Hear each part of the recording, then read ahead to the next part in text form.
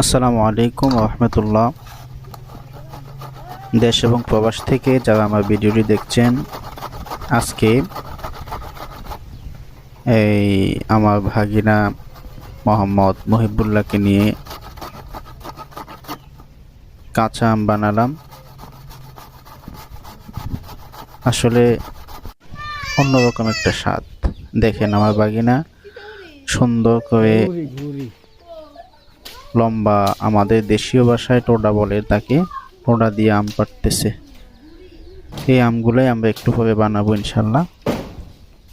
আসলে এই আমগুলা পাকা যেমন স্বাদ, কাঁচাও মোটামুটি অনেক স্বাদ। আমার পছন্দের এই গাছটা, আমার খুব পছন্দের।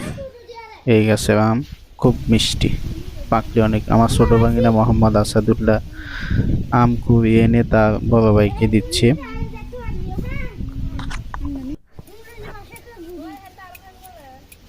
এখন আমার বড় ভাগিনা মোহাম্মদ মহিবুল্লাহ আমগুলা সুন্দরভাবে ছুলে নিচ্ছে।